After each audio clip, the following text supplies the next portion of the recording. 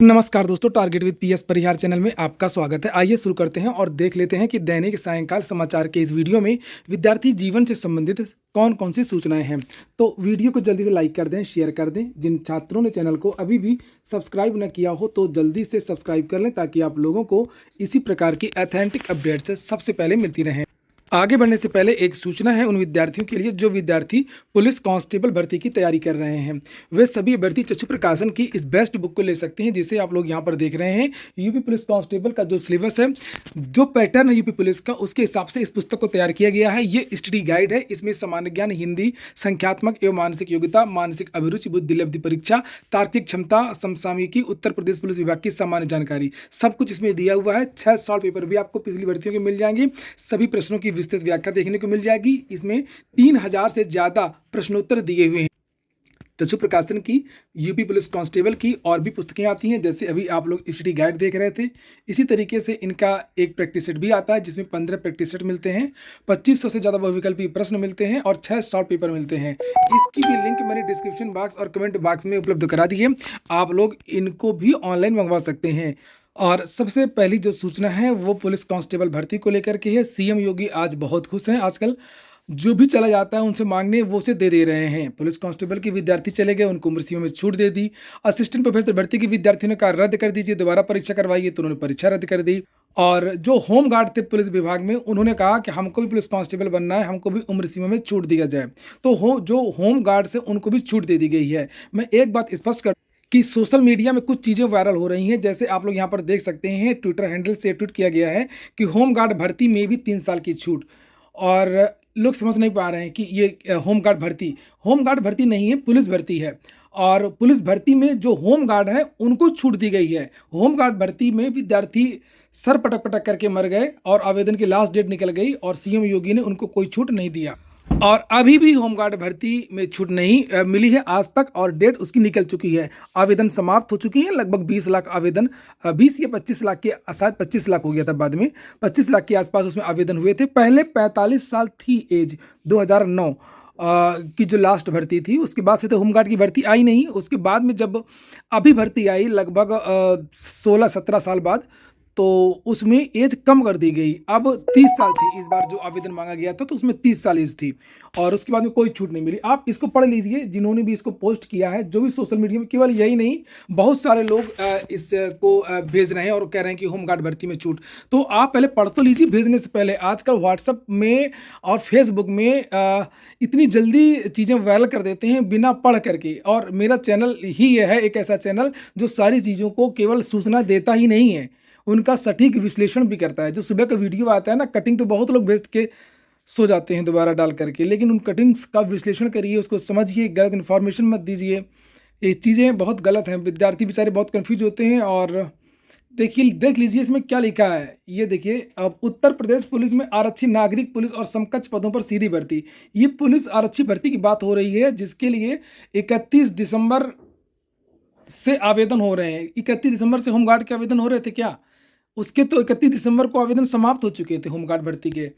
इसमें लिखा भी है, उत्तर प्रदेश पुलिस भर्ती एवं प्रोन्नति बोर्ड लखनऊ द्वारा उत्तर प्रदेश पुलिस में आरक्षी नागरिक और पुलिस समकक्ष पदों पर सीधी भर्ती के अंतर्गत सूचना विज्ञप्ति में प्रकाशित कर ये सब चीज़ें लिखी हुई हैं।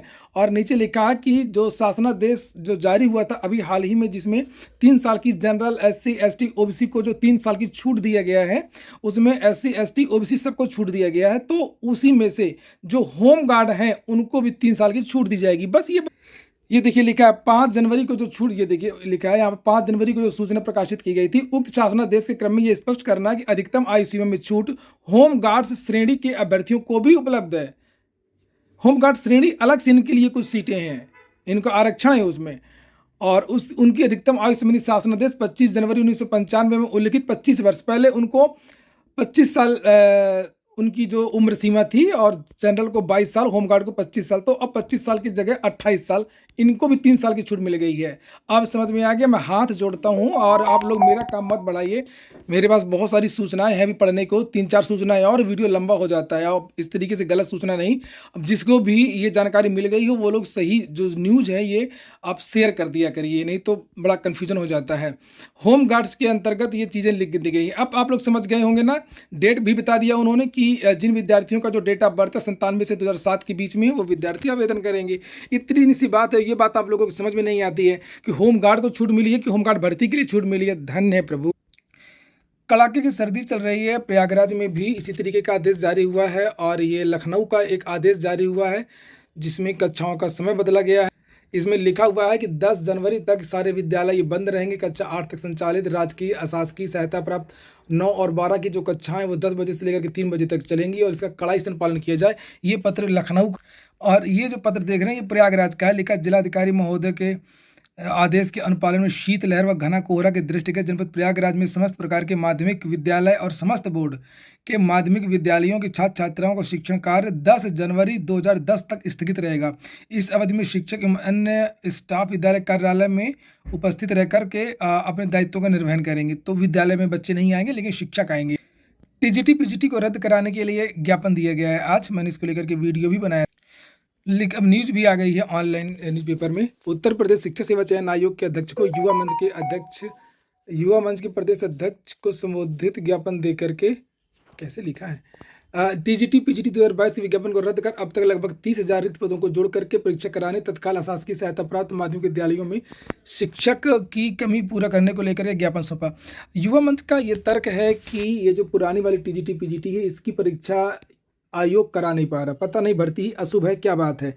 बार बार परीक्षा पोस्टपोन, चेयरमैन का इस्तीफा, फिर कहीं कुछ हो रहा है। और इस पुरानी और छोटी भर्ती में पद बहुत कम है, और जो नई भर्ती का अध्याचन बन करके तैयार है, और दोनों भर्तियां एक साथ चलेंगी तो वही बच्चे यहाँ परीक्षा देंगे, वही बच्चे यहाँ परीक्षा देंगे, तो सीट भी खराब होगी। या तो यहाँ बच्चा सिलेक्शन लेगा, या तो इसमें सिलेक्शन लेगा, इसमें लेगा, दोनों में एक छोड़ना पड़ेगा। तो इससे बेहतर है कि इसको जो है रद्द करके कहना है कि जो 30,000 पदों को विज्ञापन है, सीधे इसका विज्ञापन जारी करके और 2 महीने के अंदर 3 महीने के अंदर इसकी परीक्षा करा लिया जाए। नहीं तो इसमें उलझा रहेगा, इसमें अटका रहेगा, ये पूरा साल निकाल देगा, और जो 30,000 की जो वैकेंसी है वो चुनाव के बाद चली जाएगी, लटक जाएगी, फंस जाएगी। क्योंकि 1 साल का आपका तो इसी में लग जाएगा। अभी हाल ही में तो आसार है नहीं टीजीटी पीजीटी के। अगर रद्द नहीं भी होती है, अगर परीक्षा भी ये लोग करवाएंगे तो जून जुलाई में परीक्षा, और उसके बाद में फिर पता नहीं कितना आगे खिसके मामला। पीजीटी में इंटरव्यू वगैरह भी है, और उसके बाद उसके चक्कर में अभी आपकी जो नई वाली भर्ती है वो लेट हो जाएगी, और फिर चुनाव में सरकार चली जाएगी, और फिर नई भर्ती जो है जिसमें सिलेक्शन होना है वो भर्ती में देरी होगी।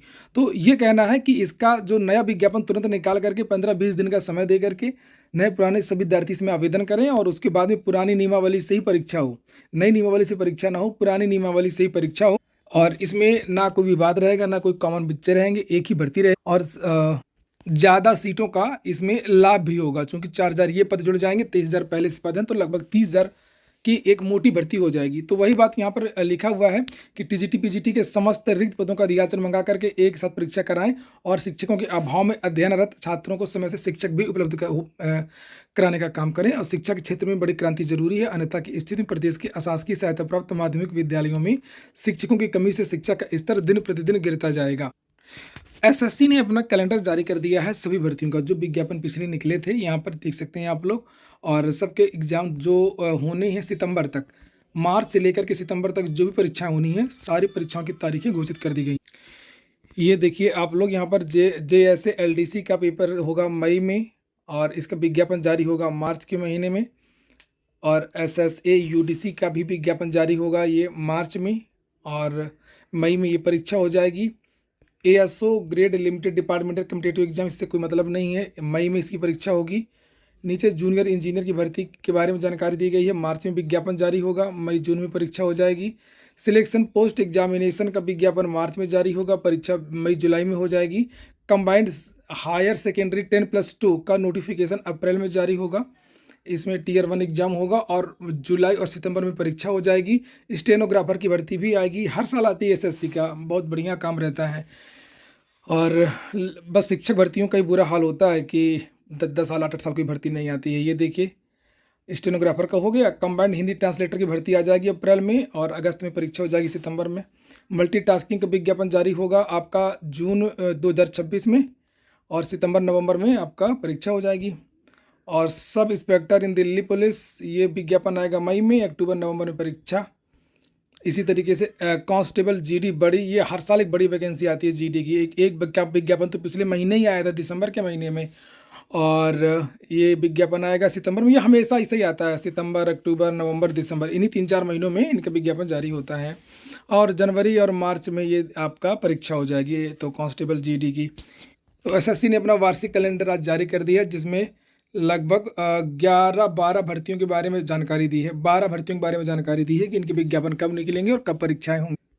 उत्तर प्रदेश अधीनस्थ सेवा चयन आयोग ने भी आज 2 नोटिस जारी की हैं। एक नोटिस है वन रक्षक वन्य जीव मुख्य परीक्षा का रिजल्ट की। इन विद्यार्थियों का जो रिजल्ट है वो जारी कर दिया गया है। लिखा है कि अतः उपयुक्त सूचना लिखित परीक्षा के स्कोर के आधार पर शारीरिक मानक परीक्षा एवं शारीरिक दक्षता परीक्षा हेतु चिन्हित 5,111 अभ्यर्थियों का परिणाम एवं गोपन अनुभाग के पत्र संख्या नंबर लिखा हुआ है कि कट ऑफ अंक आयोग की वेबसाइट पर अपलोड कर दिए गए हैं। तो यूपी ट्रिपल एस जैसे कि कट ऑफ वगैरह पहले जारी कर देता है रिजल्ट के साथ में, तो ये कट ऑफ ये देख सकते हैं आप लोग, ये कट ऑफ जारी कर दिया गया है। और जो लिंक दी गई है, लिंक में जाकर के आप लोग रिजल्ट देख सकते हैं। उत्तर प्रदेश अधीनस्थ सेवा चयन आयोग से जो दूसरी नोटिस जारी की है वो नोटिस है दंत स्वास्थ्य विज्ञानी मुख्य परीक्षा की। यहाँ पर कुछ विद्यार्थियों को औपबंधिक रूप से चयनित किया गया था।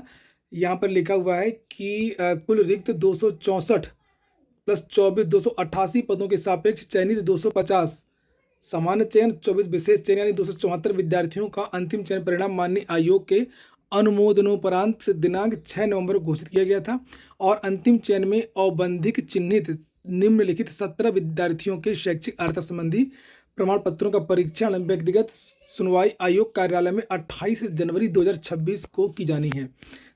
तो ये है, इन लोगों को अपने डॉक्यूमेंट्स वगैरह फिर से दिखाना है कि ये जो ज़्यादातर जो मामले हैं ना, ये स्पेशल वैकेंसी में ही ज़्यादा आते हैं, जिसमें कंप्यूटर का डिप्लोमा मांगा जाता है, चिकित्सा का डिप्लोमा, ये सब कहीं से यहाँ वहाँ से बनवा करके लाते हैं कुछ छात्र।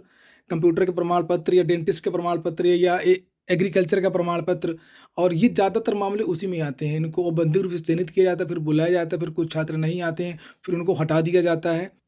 आज के वीडियो में इतना ही। पूरा वीडियो सुनने के लिए बहुत बहुत धन्यवाद।